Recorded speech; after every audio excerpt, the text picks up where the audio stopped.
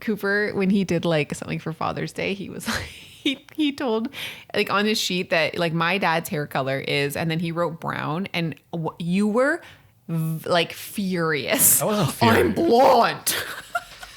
I wasn't furious. Oh, my hair color's blonde, you know.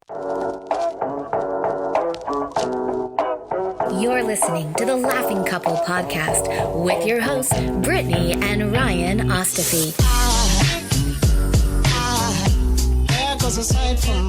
Join them weekly as they discuss topics such as relationships, kids, sex, parenting, all unfiltered and all with a healthy dose of laughter. Please welcome your hosts, Brittany and Ryan Ostafy. I can't stop this feeling. Okay, speaking of songs, Deep inside. first of all, good morning, I guess. Guten Tag. Well, have we ever told the story that Cooper said that? Like, remember Yeah. I did tell that story? Guten Tag. Guten Tag. But he says Guten Tagen. Guten Tagen. Guten Tagen. So So I don't actually know if he's right or if I'm right. I But think it's Guten Tag. I think it's Guten Tag. Yoo-hoo, family. As someone who is, that's German, right? Guten Tag? I think so. Either way. Well, I am German and Ukrainian. I'm Dutch. Guten Tag. Dasha keeper. Okay, so I have a story. So yesterday, Nostrovia. Cooper had a friend over and they were coloring. And I'm like, do you guys want some music? And they're like, yeah. So first of all, I have to set this up because I have been singing like the trending sound. Riley's been singing it like, what it is, ho, what's up? What? Yeah. That's What it is, ho? Yeah. So it's like. Riley's been singing that song? Yes. And she knows that ho is a bad word, but we also change it to Who like, doesn't? what it is, so what's up? Every good girl needs a little love. Okay. Anyways. So we sing that all the time, but I just say what it is, ho, because it sounds like so, but I don't actually make the different Because change. you don't like being wrong with the lyrics? No, I just don't even know. So You're committed to the I ho. am. So Cooper is coloring yesterday with his friend. And he's like, I'm like, do you want some music? He's like, yeah. I'm like, what do you want? Like Kids Bop, like Skibbity Toilet, whatever. And he's like, no, I want that ho song. I'm like, what? He was like, Schwitty, yeah, like schwitty, schwat? what it's ho. I'm like, no. I'm like, no, that's not a good word, babe. And he was like, why? I'm like, it's just like, it's what it is. So he's like, so does Santa say bad words? And I was like, what? He was like, ho ho. I was like, brilliant. yes. I'm like, Santa yes. likes his ho ho ho's.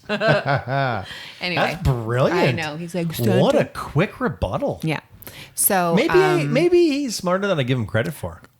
we always say No, how I'm kidding. brilliant I'm Cooper is. totally kidding. He Cooper is super really smart. He's way smarter than me, and that's He's currently obsessed with the Titanic. And what's Not the other one? Harvard. What's the other one? what The other boat that sunk. the The- Lusitania. Yeah, and he was trying to Olympia? tell his friend yesterday, Ben, about the Lusitania because he saw the big Titanic, and then Cooper was like, well, there's also another boat called the Lusitania, and Ben is like, okay, and Cooper's like going on this like rampage about One of them changed their names to the Britannia. that's me. the Britannia. Anyway, it was so funny hearing Cooper like talk about it, and then Ben's just like, can we go outside? Like, I don't give a fuck about what you're saying. Speaking of changing their names, you changed your name from Bostafy to Brit Ostafy. Things are crazy. Oh my God. All right, no. That's risky. I feel like maybe, but at the same time, like if someone's searching Bostafy, it'll still come up because it's in my like bio, like the word Bostafy. But I just thought like my name on TikTok is Britt Ostafy, and if people wanted to find me on the other platform, they'd be like, well, it's not the same. And you're not hardcore Russian. I know, and that was the issue for me is that everyone on TikTok, when I would comment, they were like, I think people just thought that I was like not a person because it's not like a name. Who'd they think you were? No, but like AI? seriously, because it's like, it was just a little picture of me, but like people pronounced it like Bostofi, like Bostov, like it wasn't like a person. Do you know what I mean? Where it's like, if somebody's commenting and it's like a first and a last name, then it's like, They thought your name was Bostov. yes. And like it just, or it was like, it just didn't translate to a human being. I don't think that's I was true. told. What do you mean? This is, I You didn't were just make told. this Someone up. was like, oh, I always thought your name was Bostov. yes. Bostov Yes. Ostafy? I get DMs all the time. Not even Ostafy, just Bostov. Yeah. Like that was just my name. Hello, my name is Bostov. Yeah, well, I maybe. guess It's that kinda that could nice. very easily be It could someone's be. name in Yeah. another country. Yeah. Not Anyways, this one, be and someone, not yours. Be someone. That just reminded me of how much I'm enjoying country lately. I'm like a changed woman. I have a lot of friends who are obsessed with country, and It's all it seems. was that supposed to be country? No, that was because you said you're a changed woman, Okay, but I was talking about country. and I just started singing. Okay, so well, you and I both were like not a fan of country, but also not like Whoa, let's actively put it on. Let's be clear. I'm not on this country summer vibe that you're on. I know, but I'm saying prior to this vibe train that I am riding, you and I were pretty much on the same page. If country was playing at someone's like house, we'd be like, yeah, this is a really chill vibe. I like it. But you and I would never actively put, hey, Google, play Luke Combs. Hey, Google, play Chris Stapleton. Do you know what I mean? So like, I have found myself actively asking for those things, and it's a really good time. You feel good about yourself. I feel so good about myself. Like, I can't tell you how, I think we talked about this on the podcast when we didn't know who Old Dominion was, and we were at the concert, and like, I have never felt more uncomfortable in my life. I mean, we weren't uncomfortable. I felt like such an asshole. That's less about us being aware of Old Dominion and more about us being loyal to Stephen Lee Olsen. So true. We went to his concert. Mm-hmm. I know, but like, it was just, like, I just felt so dumb trying to like pretend that I knew the songs. And we're also about to go to the Tea Party and Don't Tell Me I'm Mother Earth. Yes. And you're like, we're going to these bands, these concerts. And I'm like, okay, I recognize the band names, but I couldn't tell you one song they sing. And then he goes to play me like 6 songs. Don't know any of them. That's not true. Yes, it is. I don't know them. Are they like alt rock? Because I feel like I would like them. They are. Like Metallica? Like, is it that kind of? No. No? Who would you compare them to? No, I would put them between like a Metallica and like an Our Lady Peace. That's bizarre because I love that music and I don't know their songs. I know. That's why when the offer came, I said, yes, we will do those. I will get on board. Now, I am neither a fan of either of those bands personally. Like, it's not like I didn't own any of their records. I know their work, and I know that that's the kind of music that we like. It's a little harder than like an Our Lady Peace or a Bush X or Bush, I guess you can call it if you're American. I love Bush. It's like an elevated brand in terms of like it's a little bit more mosh pitty, I would say. Well, with the songs you played me, I was like, I don't know if I'm like, are we going to be doing crowd surfing when we go there? I don't suspect we will be. Okay. I'll be 40 next year, and oh my God, that's so crazy. You're so good looking for 40. Oh, well, thanks. not yet. Like you are good looking, but you're not 40 yet. Is what I'm trying to say. Sorry. I didn't come out right. You're so good looking always. But next year, I'm going to be like, wow, can't believe that is mine and he's 40. You should say something like you're still really good looking at 40.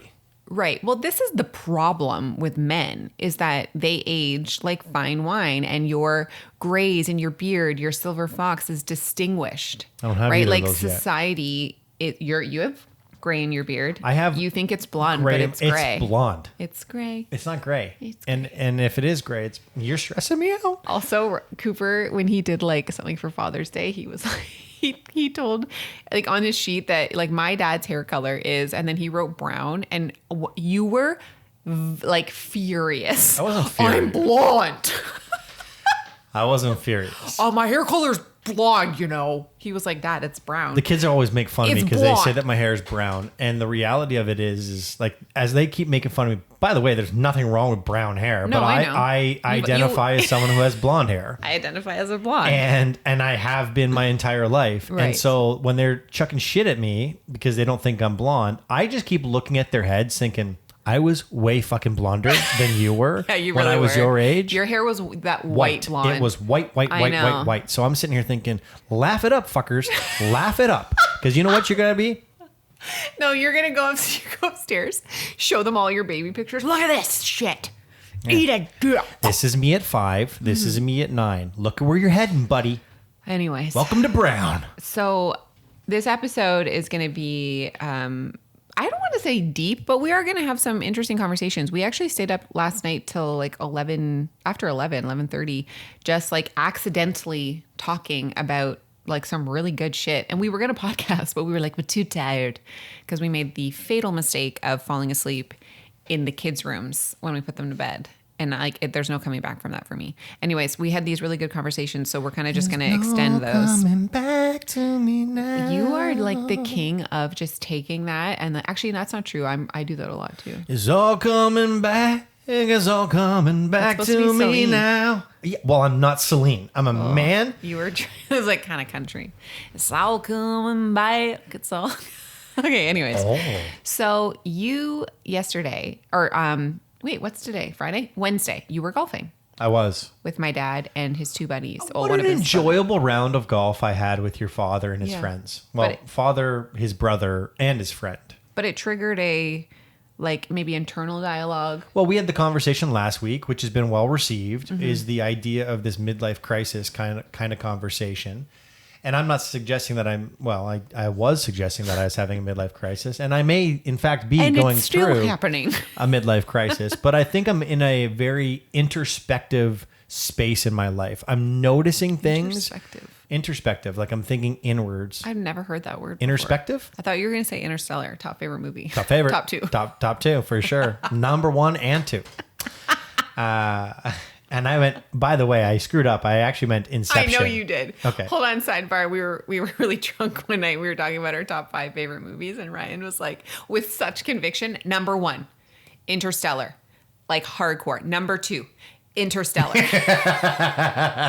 We were like, I really like the idea. They did such an amazing that job. Movie's so good. But Inception for sure. If you believe science, and if you believe space is real, and if you believe we live on a spherical floating rock as opposed to a flat Earth, all of those fun things. Anyways, it was a brilliantly laid out movie. It was. My second movie was supposed to be Inception.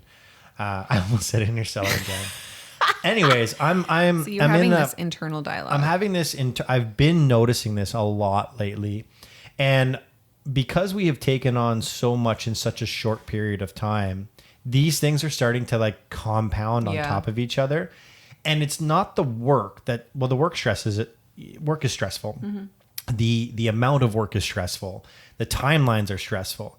But when I really do the digging, when I look at it, it's like the one thing that's missing or not connecting is the stuff that we talked about last night. Right. It's like the world around me and you. We're not just talking. This isn't a me thing, but we're just noticing. And I have noticed, and I've seen this numerous times, that when you do something different than the box that the world around you has put you in, there's a whole whack of different sayings around this. It's like at first they make fun of you, then they resist you, then they say they know you, like those kind of things. Society deems as like an appropriate career, like I'm not even talking about that level. Okay, right? Because that level is like whatever, sure, that's fine. It's just I'm playing golf with your dad. I got a really cool story about playing golf with your dad, and I'll tell that in a millisecond. But I'm playing with your dad, and your dad's got his brother with him, and he's got his good friend with him. And these guys have been friends for years, 45 years. Yeah. And I thought to myself, and they all went their own different career paths. And I'm talking like completely different career paths. Well, 2 of them were in the same space. But I thought to myself while I was playing with these older gentlemen, I wonder if I'm going to be, when I'm in my 60s and 70s, if I'm going to be playing with my boys from today. And then I started thinking about like, well, we talked about this before. How much do I play with my boys? Oh, wow. And how much do I play with my boys right now? I know where this is going, and I'm going to take a millisecond to stop and think. Okay. I wonder if the connections that I have and I have made in my life, because we do not have access to each other as much as, say, your parents did, will I still have those people in my life, or will I have an entirely different group of people in my life? And I'm going to say, now your dad's got a large group. I don't think I will have that large group. But he doesn't. Like he did. He had a core group of friends for sure.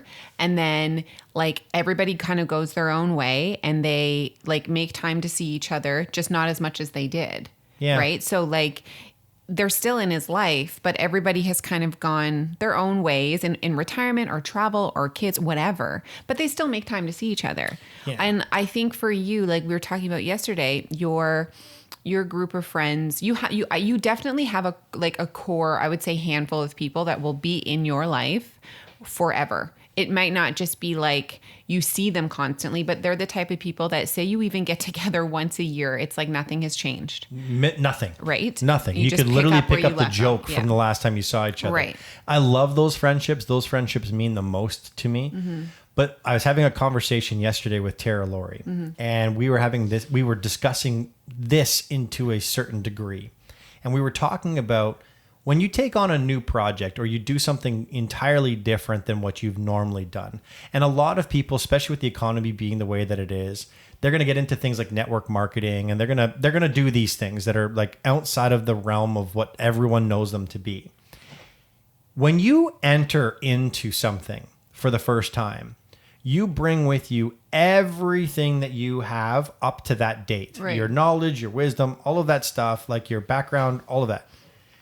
Who you are when you start something takes something. Right. But who you are when you're doing something, like actually starting something and doing something are not the same. Starting something, doing something, and finishing something, completely different. Right. You cannot possibly enter into something, become wildly successful in that something, and be the same person. Yeah, you absolutely not. You just can't. It's impossible. And so we talked about the idea last night about breaking up with your friends. Yeah, and it was like, honestly, it was really powerful and really sad. And then at the end, we were like, maybe it's not sad because, you know, there are certain people in your life and you'll go through motions with them. You're going through seasons and you served a purpose in their life and they've served a purpose in your life.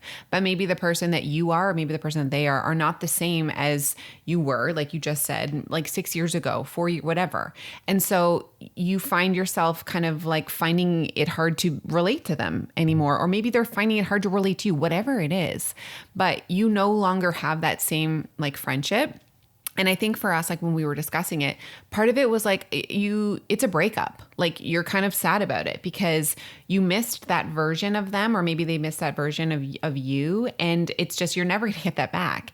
And the friends, I feel that kind of can adapt with you, or you're adapting with them, are the people that were truly meant to be in your life for the long run, right? Like it's okay to have these friendships that last a season because they served that season for whatever reason. They were supposed to be there in your life for that. And this is getting back to like, if you believe in when things happen for a reason. I do feel like these people in my life at that time were supposed to be there for that. And now the people that are following my life throughout and I'm following theirs, those are my like almost like soulmates, right? Like in a way, they're friendship soulmates. But the act of breaking, but yeah, I hear what you're saying. The act of breaking up with your friends as an adult is shitty and it's necessary. Yeah, and just to be clear, when I say like starting something new, this conversation isn't limited to people who are starting new businesses. No. Whenever you've experienced anything that would be considered like a milestone chapter in your life, and that could be like you got sick, you had kids, your kids got sick, your parents passed away, like big things that like shift who you are as a human being. The people who did not experience that shift, they experienced shifts of their own. But because they didn't experience the big shift that you did at the time that you did it, to expect the two of you to have the same relationship when you're not the same person. Yeah. Silly. Or it's not necessarily a you thing. Maybe it's a them thing. Sure. Maybe they just experienced something that is uniquely different than what you have. Right. And now they have an entirely different world of possibilities that they think about ongoingly. And because they think about it ongoingly and it consumes them, that's who they start to become. Right. And to think for a millisecond that they're going to be the version of them that you were in high school or in elementary school or like go into university or in like early career, it's not practical. Right. So it's okay that it's no longer what it was. Right. You don't have to make what it is wrong. There's no morality around it, but there is a conversation that can be had. There's a reality. Yeah, there's a reality to it. And it's like, hey, listen, this isn't really serving me. Why are we taking time out of our schedule to force a friendship? Right? Because like for me, I'm thinking about I'm not going to be like specific people, but you know, when you think about like hanging out with somebody and you kind of have to like work yourself up to like hang out with them, whether it's like, you know, that it's going to be like a dumping zone and they're going through stuff and you're trying to find like a sense of relatability there. And it's like, it's causing you anxiety. And every single person has somebody in their life that you do this to. And you might be that person for somebody else, but you are that person sure. for somebody else, guaranteed. Absolutely. But if you are we finding are yourself, those people for lots of people. If you're finding yourself doing that, like I would suggest maybe just setting up a healthy boundary. Like don't actively try to rearrange your entire life to put yourself in that position all the time, because that's not fun. And we've talked about this multiple times on the podcast, but like really invest your time in the people who are going to bring back the best investment for you. As an adult, if I'm taking time away from my family, my kids, and like my core group of friends, my soulmates, then I really want this friendship to be like serving for both parties. You know what I mean? Like, don't waste time. Like, and that's like a shitty thing to say, but don't waste time if it's like continuously not serving you the way that you thought it would.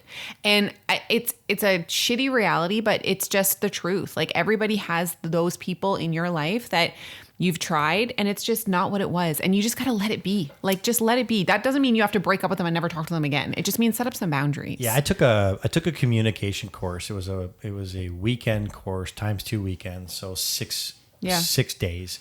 And they talked about something along these lines, but it was less about friendships and it was more about business. It was a business communication course. And what they talked about was, just to be very clear, if you feel like you're distancing yourself from other people, give them an opportunity to actually experience that. Like, don't just cut them off. What I'm suggesting, and this is what this course was all about, was acknowledging what was. Mm-hmm. Like, allow the person to really experience what was your friendship and how much that friendship meant to you, and like, go through some of the various things and laugh and joke. It's almost like you're going through like a photo album. Yeah. I know they don't do that anymore, but it's almost like you go through a photo album of all of the things that were and why your friendship was great. And you acknowledge what it was. Acknowledge them for who they were for you and who you were for them.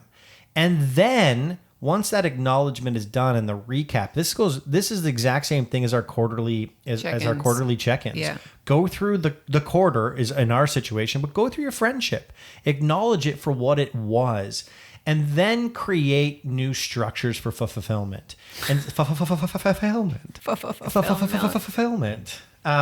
where you actually get to co-create, because we live in this world that your thoughts are your environment, but they're in a conversation with another human being. There are multiple conversations that are happening. Mm-hmm. In this conversation right now between you and I, there's me to you, you to me to me, you to you. Mm-hmm. There's 4 conversations happening, and now there just happens to be thousands of other people listening to this. But the reality of it is every time I talk to you, I'm talking to you and talking to myself at the same time. And so when we live in this world where that's the reality of it, if you don't co-create, and by co-create, I mean like actually have a conversation with someone where the two of you create the structure for fulfillment. And like that, you're talking about co-creating as a friendship. As a friendship. Yeah. To say, hey, listen, it was such an amazing time we had together. Mm-hmm. I loved everything about it. Thank you so much for being here for me. When this happened to me and this happened to me and this happened to me, you were there for me. Nobody else was there for me, but you were there for me. And that meant so much to me. And now there's been so much life that has happened. And I think you would agree that our proximity has an issue. This has an issue. This has an issue. We're not the same as we were before. And that's okay. Mm-hmm. There's nothing wrong with it. However, given the situation that we're in, given the circumstances that we have, and given the relationship that we're now building, I'd like to create a new experience for us. And new expectations. And that's what it comes down to. You know, you go back to like when we were kids and we were having sex for the first time. As children? Not as children, but as like... Yeah. When we were... young adults. When we were young adults and we were having sex for the first time. And this may come as a surprise to you, but men tend to like count how often they have sex. And so in the first like week of us exploring this, it was like exploring this multiple times a day, right?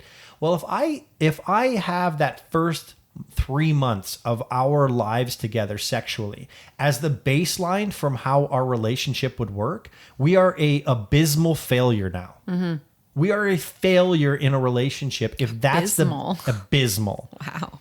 Well, if you have sex 16 times in 4 days, and then you have 16 times in a year and a half, I would say that's a joke, but maybe not so jokey. Okay. Anyways, it would be an abysmal failure, but that can't be the baseline, because who we are today and who we were when we first got together in the first 3 months of us finding each other and discovering each other and having all that passion and having all that spark, that isn't life right now. Yeah. We have jobs, we have mortgages, we have careers, we have family, we have kids, we have responsibilities. We have all of these things we didn't have back then. So to have it as like, we used to do this is unfair. And it's the same thing in your personal relationships.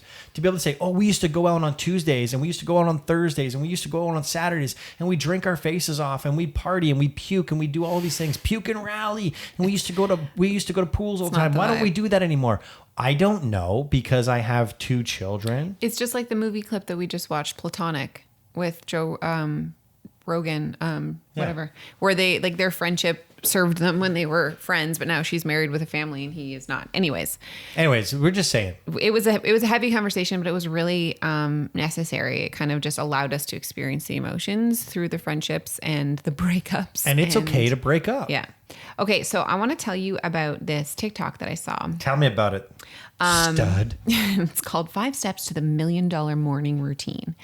And I really like it for multiple reasons. And I'm going to paraphrase most of the steps. So the first one that this woman talks about. Mel Robbins? No, I don't know who she is. It was a repost on someone else's page, and I'll try to link the actual person after. Do you recognize her? Her. Mel That's Robbins? Mel. Okay. So she says, okay, number 1, set an alarm, okay? And do not press snooze. She's like, if you think that you are going to make millions of dollars, because this whole thing is about like the $1 million morning, you're going to be successful, make $1 million and like shoot your career.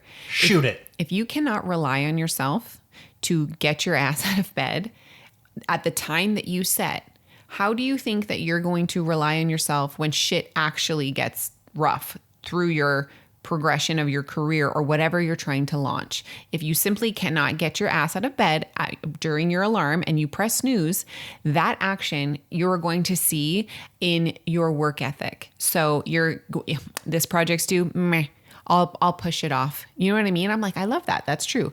I hate waking up early. I hate it. And with kids, it's just impossible. But you are really good at setting an alarm. Like when you go to the gym, set it and forget you're like, I'm fucking out the door. So that's very impressive for you. So there's some things to this, because I don't know what you're about to talk about. So I'll just add to it. Please.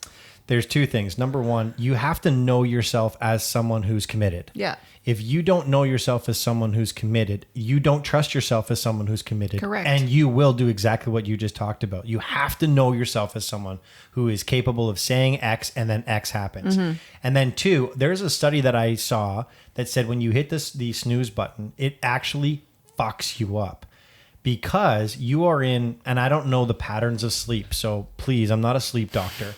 But when you are in sleep, catonic REM, whatever it is, sleep, and your alarm wakes you up, it wakes you up. Right. The second you decide to go back to sleep, you immediately start your sleep cycle again. Yeah. And so if you try to sleep for that extra 10 minutes, you are literally screwing your entire rhythm up. I totally because your body tries to get back to sleep and you never fully get back to sleep. You can't do it. But that's when you asked me how I was so grumpy this morning, is because when Cooper came barrel rolling into the room at 5 whatever, I did not go back to sleep. I should have got up at 5 o'clock because I was now, first of all, terrified, because we talk about how Cooper fucking comes into the room. Ultimate warrior style. He's insane. But when he jumps off the bed, of his own bed, you can hear it. So that like alerts me. And then I look at the doorway and I see him fucking charging into the room. Anyways, that's why I was like grumpy, because then for 3 hours, I'm sitting there like trying to go to sleep, but never actually asleep. So I woke up pretty grumpy. So I apologize because I was like super crusty. Yeah. Anyways, accepted, Dominus. the second one, I have heard this so many times, and I am really trying. I've done it for the past 3 days, is make your bed. And the theory behind making your bed is literally just, if you do nothing all day, if you get nothing accomplished, but you have made your bed, it does something in your brain. You at are the end of the day, when you go into your bedroom, you're like, okay, like I made my bed. Your life is smooth. Actually, John Edwards just talked about this when we were interviewing him. He's like, I live in a space of calm because if my house is chaotic, if things are cluttered, then my brain's chaotic. And so when you retire to your bedroom and it's a clean space of calm, you are going to sleep in a better space, right? So I'm like, okay, I really like that. I have been making our bed. It's something that I'm like actually enjoying, and I'm going to continue. Number 3. I'd love to make the bed, but I get out of it. And the kids just leave. And you're still in it. Or one of the Could children. you imagine I just folded it over your head, put the pillows there? I think it's one of those I things, want to though, be accomplished this morning. I'm like suffocating. Yeah. What are you doing? I'm like, It's $1 million. here's your alarm, bitch. I'm doing the $1 million morning. Okay. Anyways, I think too, though, that can apply because this can be hard for parents, especially with young kids, if they come into your bedroom. You don't have to do it right away. Like I actually went back upstairs after I came down grumpy as fuck. And I went back upstairs when everyone was awake and made the bed before like my full morning started. There's a super amazing, like, what do you call it? He's a sergeant, admiral, whatever, at a university, and he does a speech talking about make your fucking bed. Yeah. It is so powerful, and when you understand the psyche behind it, Right. it makes total sense. Yeah, Start your day off accomplishing tasks. Yes. So number 3 is a mix of, she calls it, have a little huddle with yourself. So when you go to the bathroom, you're going to not masturbate. Look at your face. She's like, this is going to sound myself every morning. This is going to sound Ready, super. break. This is gonna... Oh, Ryan's having a little self huddle. So she says, go to the bathroom after you pee or whatever, and you're going to high five yourself. And it's going to seem super, super stupid and silly, but you're going to start off your day with praising yourself, giving yourself that connection, that uplifting like affirmations by giving yourself a high five in the mirror. She's like, I don't give a shit how dumb it sounds. When you start that off with positivity and you believe in yourself, like, yeah, we're going to fucking do this. It makes a huge difference every day, which I'm like, I love. Do you remember when I went through that like pre midlife crisis like 4 years ago? Yeah. And I put on Yes, I loved that. the mirror in our room. I am enough. Yeah, I liked that. I thought you were going to do like multiple ones, but it just stayed there for a while. No, because that was the unanswerable question that true. I had was, am I doing enough? Am I enough? Like, and something that you would just read every morning. every morning it was like, you are enough. Yeah. You are enough. I love You are that. enough. And then eventually, Shit. What did I erase? Everything but the word enough. You are. I just erased it all. And I just had enough. I looked in that mirror and I'm like, enough. And you're like, that's your dad voice. Enough. My whole thing was enough is enough. Stop asking yourself this question. You know yourself to be enough. Yeah. Just stop asking it and just start being it. Number 4, move your body and move your mind. So simply, this is such a big one. She's like, get your ass out of bed. Do not look at your fucking phone. Go to the bathroom. You're going to brush your teeth and you're not going to pick up your fucking phone. You're going to do nothing until you are ready to get to work. Because what this does is that you are inviting the stress of your job or your socials or whatever, and you are putting the precedence of that over your mental health, over you. Because now you are allowing all of these stresses to come before you and your routine. And I'm like, it's so true. I like that. Like, so true. I'm not ready to invite you into my mental space right now. So when I am ready, when I've done all of my things that I need to get done, and then I can actively say, yes, I am going to invite this, then I'm in that mental space where I am prepared. But when you first wake up, it's not it. So this is something that I'm going to really try to do because it's so natural and habitual to literally look at your phone, look at the time, and then like scroll, emails, socials, whatever. So I'm going to try to actively not do that. Can't stop, won't stop. Move your body can be literally anywhere between like just literally getting out of bed and like walking downstairs if you want to go for a walk outside, but just get up. What about the morning huddle at the same time? Like what if I do both of those at the exact same time? Perfect. That's great. Work up a sweat? Perfect. Oh my God. Okay. Okay. And then the last one goes along the lines of like, you're going to do something little that is actively going to progress you to the end goal. So say you're starting a new business, right? She's like, take 5 minutes to roll that ball a meter down the field. Like three feet's long. Every day you're going to do at least 5, 10, 15 minutes of progress, because once you're constantly and actively in that mental space of your goal, even if it's the smallest amount, you are putting effort towards that. And it's going to eventually get easier. You're eventually going to do more. And at the end, you're going to be like, holy shit, I just built this whole thing. It might have taken longer than you thought, but it's going to be better than doing 0. And then one day being like, holy fuck, I haven't done anything. I have to put in 100% now, where maybe you can only afford to put in 3% a week, whatever it is, but you got to keep progressively, like actively doing things to reach your goal. I love that. Darren Hardy wrote a book called The Compound Effect, and that's essentially what he's saying is every single day progressively get closer and closer and closer. And I do this when I said this to Jake the other day. We were talking about it, and I said I'm really hard on myself when it comes to my body. And what I started to realize was if I can look in the mirror, not like what I see, but be able to say to myself, what I did yesterday got me closer to where I want to go tomorrow.